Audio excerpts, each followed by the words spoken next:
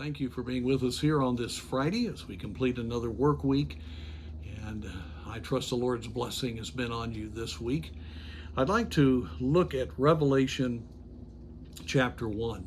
And the outline of the book of Revelation is given in chapter 1. The vision of the Lord Jesus is given to John as he sees him in his glorified state, and it's just a very moving account there. And then we read in verse 19, "Write the things which thou hast seen, and the things which are, and the things which shall be hereafter." And so the Apostle John was going to be given the opportunity to write that which God would give him, that would be a expose of what's going on in the church age, and then what is going to happen in the future. And whenever I get a little disturbed by what I hear going on, and I do try to read reports and hear reports of what's happening in the world front, what's happening in the economic structure of the world, and just all of those forces, looking at what's happening to Israel. I keep pretty close tabs on that, and just the whole situation here in America. When I look at that and sometimes just feel, you can just see Satan's hand all over it, then I remember, no, there's a book that already tells us all about it. And the things that I'm fearful of happening are brought up in the book of Revelation, and those things aren't going to happen until the rapture occurs.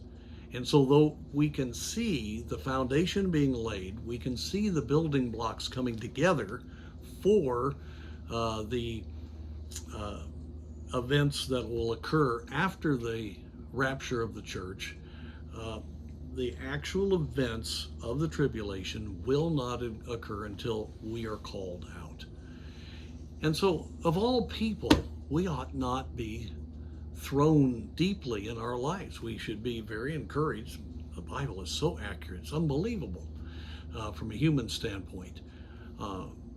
And we should realize that, no, we're not going to be here when the wrath comes.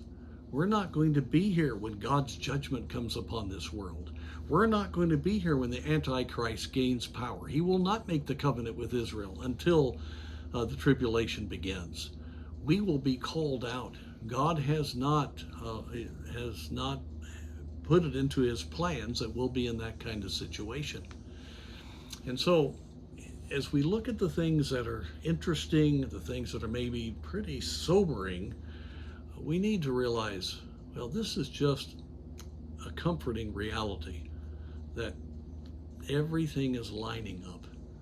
We don't know when it will be. It could be a lot farther down the line than we think, or it could be in the next moment here.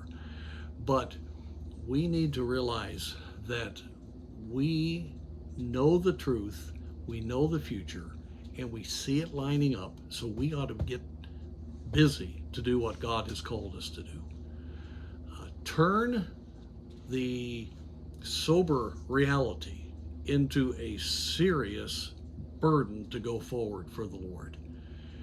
And if we will do that, then every time we have a tendency to be thrown by what we see Satan is doing, we can be challenged to realize we're living in the last days, and we have the privilege of serving God in these very difficult days before all of this occurs. People that are around us could go into the tribulation, and they need the Lord.